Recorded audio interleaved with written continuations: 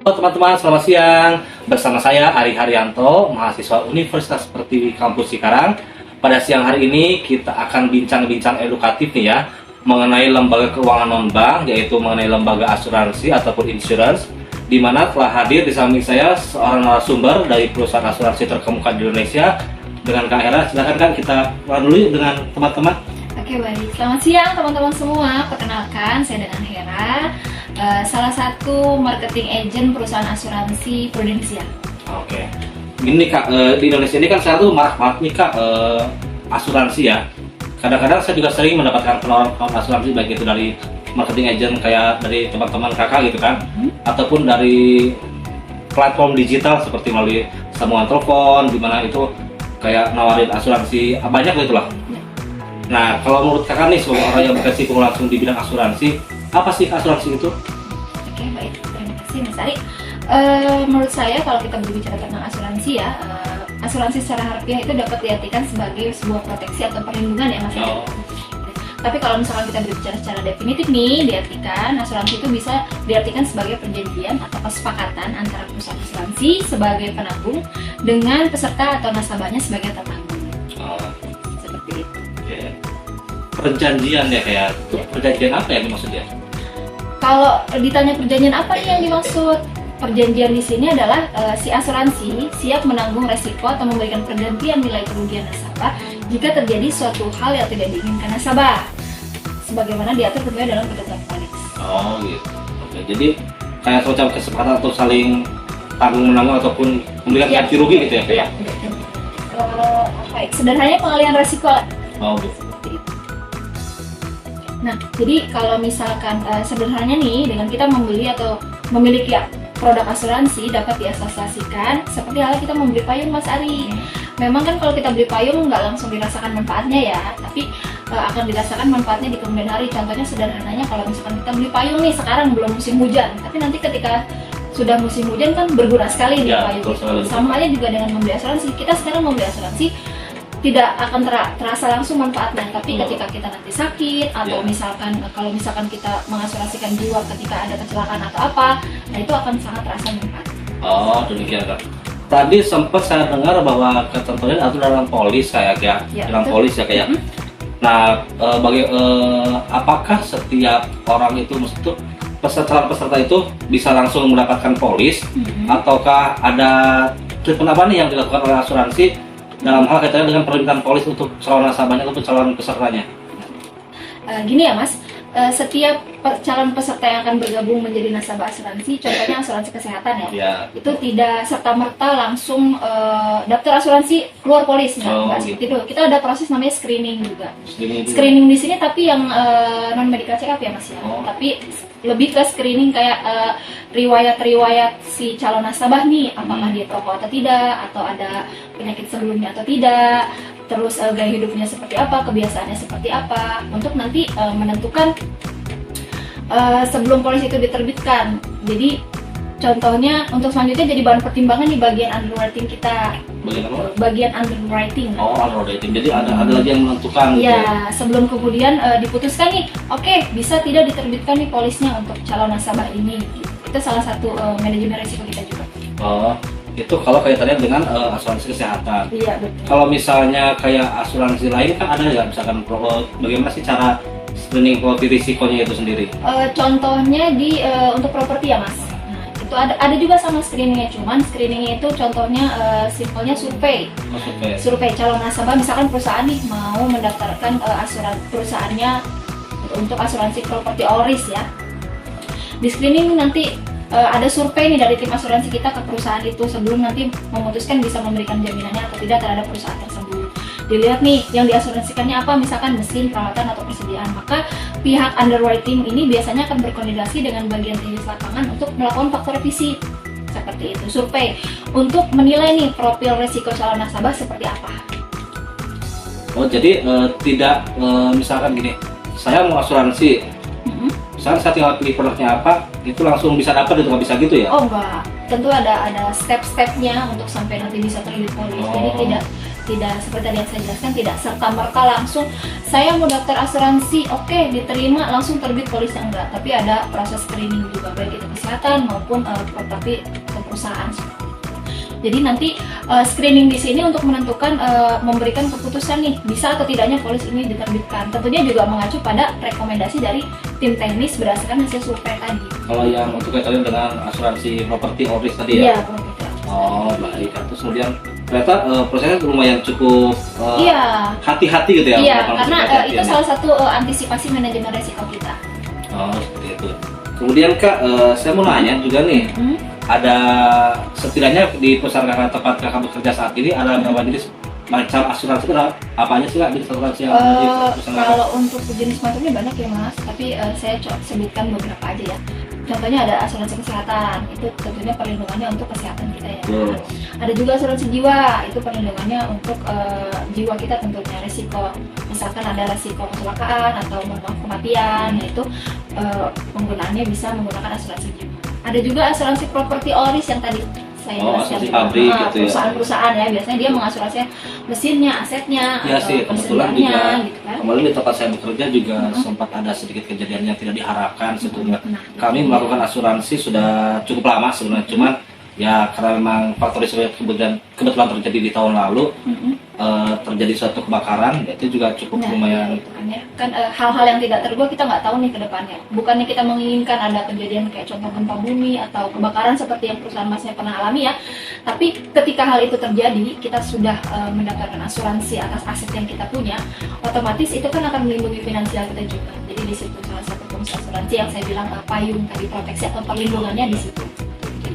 Terus ada juga asuransi dana pendidikan Mas, kita ada. Masnya sudah berkeluarga? Sudah. Nah, ada asuransi dana pendidikan untuk menyiapkan pendidikan anak nanti di kemudian hari ketika dia dewasa. Kan pendidikan yang seperti yang kita tahu dari tahun ke tahun selalu naik ya biaya pendidikan. Nah, kita ada asuransi pendidikan di mana sistemnya berjangka. Simpelnya sederhananya nabung untuk pendidikan anak kita. Nanti ketika setelah berapa tahun, 4 tahun atau misalkan 8 tahun tergantung jangka waktu yang kita pilihnya, itu bisa cair untuk dana pendidikan. Oh, ada kontraknya gitu. Betul. Terus teknis mekanisme pencairannya itu gimana Kak kalau untuk pendidikan? Kalau untuk pendidikan sebelumnya saya pernah handle tuh nasabah saya. Jadi dia ngambil yang untuk jangka waktu membayar preminya 4 tahun, tapi bisa dicairkan setelah 8 tahun. Oh gitu.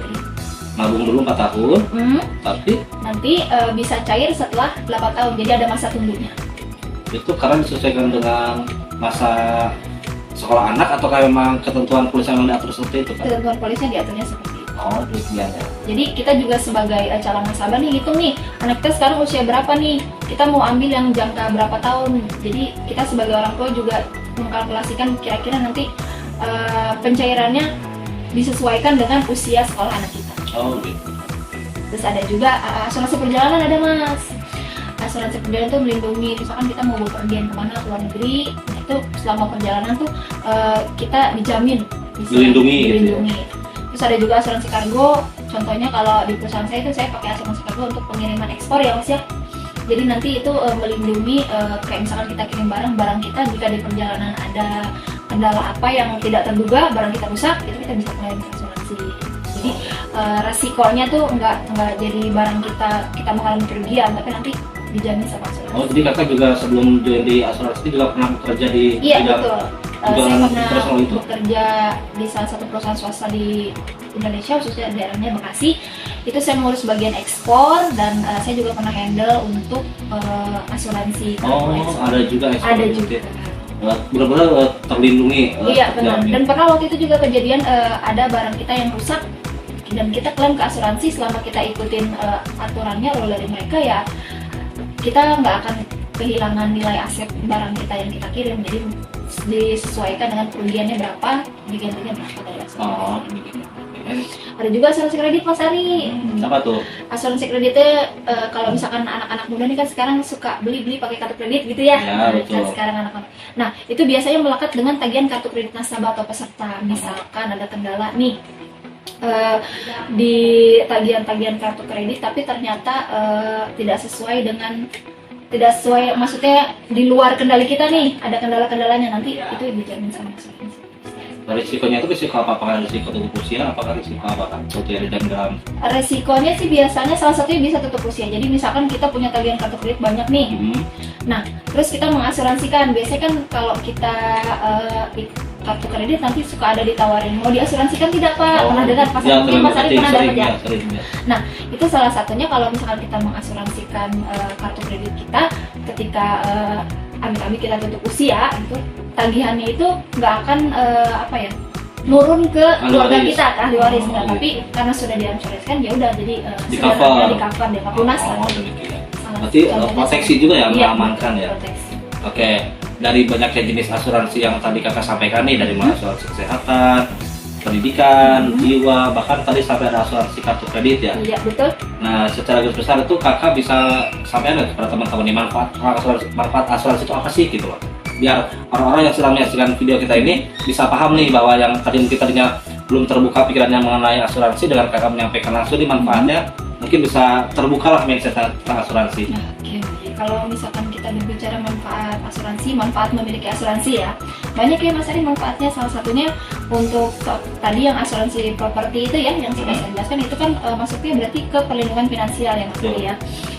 Hal-hal yang tidak terduga kayak bencana alam, kecelakaan, dan kejadian tidak terduga lainnya kan itu nggak bisa dihindarkan ya. Betul. Tapi ketika hal itu terjadi dengan kita sudah mendaftarkan aset kita atau properti kita ke asuransi, otomatis ada pemindahan risiko. Dari tadinya risikonya harusnya ke kita, tapi karena kita sudah daftar ke asuransi, jadi risikonya pindah ke perusahaan asuransi. Kerugiannya pindah ke perusahaan asuransi. Karena kan hal tersebut jadi kerugian itu dialihkan ke pihak asuransi dan finansial kita pasti tetap terjaga dong untuk memenuhi kebutuhan lainnya. Itu perlindungan finansial. Nah, untuk dari sisi asuransi kesehatan nih, udah jelas pasti perlindungan kesehatan ya Mas Ari ya. Selain ketika seperti yang tadi saya bilang, ketika kita sakit butuh biaya besar, kalau dengan sudah mendapatkan ke asuransi, resikonya pindah ditanggung oleh asuransi, kita juga bisa dapat akses ke fasilitas pelayanan kesehatan yang mumpuni tentunya. Betul. Kalau kita sakit kan pasti pengen dapat fasilitas terbaik ya Mas. Dengan kita mengasuransikan kesehatan kita, hal itu bisa hal-hal mendapat fasilitas kesehatan terbaik itu bisa kita dapatkan. Apakah dengan ikut asuransi kesehatan itu, kalau saya kan BPJS nih ya, BPJS misalkan ketika terjadi risiko, saya pernah waktu itu risiko ada usus buntu, kemudian saya harus masuk ke ruang operasi. Apakah dengan asuransi kesehatan juga bisa tercover seperti yang di BPJS? Apa ada pelapor-pelapor tertentu gitu kan? Tergantung ininya ya Mas Ari. Kalau dibilang pelapor ya ada pelapor-pelapornya. Jadi tergantung kita di awal kesepakatannya, plannya ambil yang mana nih. Ada yang memang full cover, ada yang istilahnya sebagian ditanggung asuransi, sebagian ditanggung oleh eksesnya kita yang bayar. Sisanya seperti itu. Tapi kalau menurut saya nih lebih enak kita full cover, kita ambil plan yang full cover. Jadi ketika kita sakit harus operasi dengan biaya puluhan juta, ya kita nggak harus lagi mikir, kekurangannya berapa nih. Dengan kita ibaratnya kita nyicil per bulan bayar preminya, tapi ketika kita butuh, ketika kita sakit, kita udah tenang. Terus tadi kita juga bisa tentang asuransi jiwa, tentunya untuk perlindungan jiwa ya Mas Ari ya.